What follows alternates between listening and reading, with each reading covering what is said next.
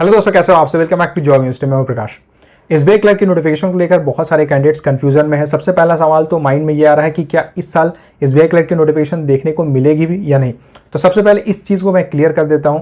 जो एक RTI file की गई थी, आरटीआई की रिप्लाई आई थी जिसमें क्लियरली बताया गया था कि सितंबर में एसबीआई क्लर्क की प्रीलिम्स होने वाली है। इसका मतलब है कि नोटिफिकेशन आपको डेफिनेटली इस ईयर देखने को मिलेगी एसबीआई क्लर्क के लिए।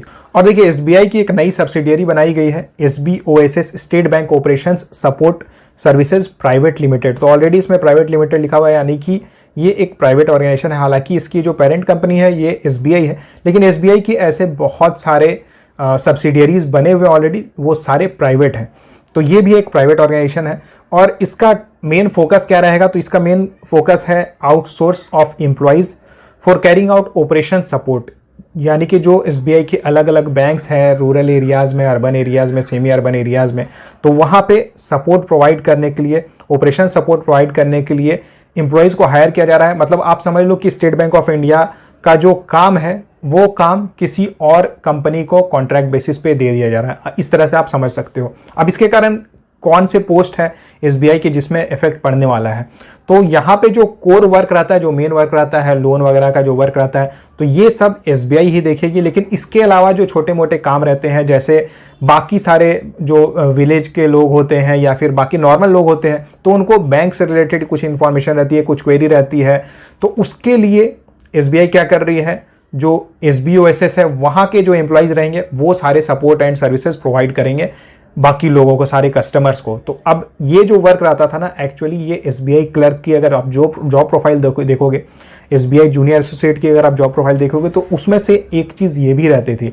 अब अगर ये समझो कि एसबीओएसएस अगर एसबीआई क्लर्क वाले काम अगर करवाएगा, तो डेफिनेटली आपको एसबीआई क्लर्क की जो वैकेंसीज है उसमें आपको थोड़ी डिक्रीज देखने को मिल सकती है। लेकिन ये जो डिक्रीज होगा ये इस साल बहुत कम चांस है कि इस साल बहुत ज़्यादा इंपैक्ट कर पाएगा, क्योंकि एसबीओएसएस एकदम नई ऑर्गेनाइजेशन है। अभी उसमें थोड़ा समय लगेगा सारी चीज़ों को समझने में कि नए एम्प्लॉयज़ को हायर करना है, नए स्टाफ को हायर करना है, तो उनकी जॉब प्रोफाइल क्या रखनी है, कितना वर्क उन्हें देना है, कितनी सैलरी डिसाइड करनी है। तो ये सब जो पूरा प्रोसेस है ये होने में टाइम लगेगा। तो इस साल जो नोटिफिकेशन आपको देखने को मिलेगी उसमें बहुत ज़्यादा इंपैक्ट नहीं पड़ने वाला है एसबीआई क्लर्क के वैकेंसीज में।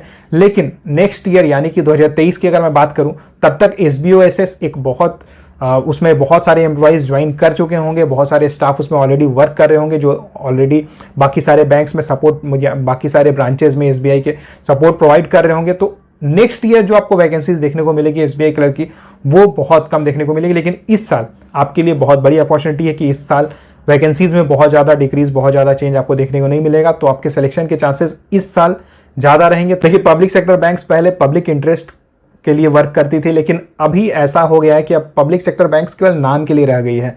अब उनका मेन जो एम है वो है प्रॉफिट, ज़्यादा से ज़्यादा प्रॉफिट जनरेट करना। एक अगर आपने इंफॉर्मेशन देखी होगी एसबीआई से रिलेटेड, तो उसमें उन्होंने बोला था, उसमें उन्होंने बताया है कि एसबीआई की जो अभी एम्प्लॉयज़ के ऊपर वो स्पेंड कर रही है वो बहुत ज़्यादा है, एंड फिर उससे कट करना है, कॉस्ट कटिंग करनी है। अब अगर एसबीआई कॉस्ट कटिंग करती है तो कॉस्ट कटिंग का क्या तरीका है?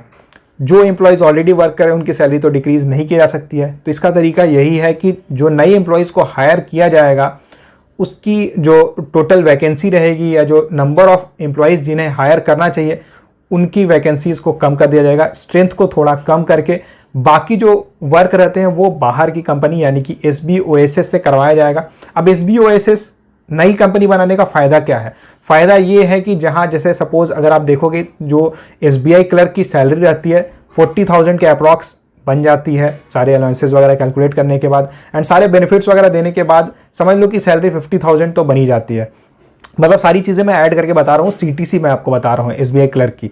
तो अगर उसी सैलरी में अगर 2 एम्प्लॉयज़ को हायर किया जा सकता है, तो कोई भी ऑर्गेनाइजेशन जिसका मोटिव अब ये बन चुका है कि अब हमें केवल प्रॉफिट गेन करना है, केवल प्रॉफिट से मतलब है, बाकी एम्प्लॉय वेलफेयर या फिर अगर बात करें पब्लिक इंटरेस्ट, तो अब उन चीज़ों पे बहुत ज़्यादा फोकस नहीं है एसबीआई का। एसबीआई का मेन फोकस ये है कि कॉस्ट कटिंग करो, ज़्यादा से ज़्यादा प्रॉफिट जनरेट करो। तो इस चीज़ को माइंड में रखकर, इस चीज़ को टारगेट करके एसबीओएसएस फॉर्म किया गया है। और अगर आप टारगेट कर रहे हो कि इस साल आपको एसबीआई क्लर्क के पोस्ट में सिलेक्शन लेना है, तो जॉब यूनिवर्सिटी ऐप पर ये कोर्स अवेलेबल है और ये बहुत ही बेहतरीन कोर्स है। A to Z पूरा कंप्लीट कोर्स आपके लिए अवेलेबल है।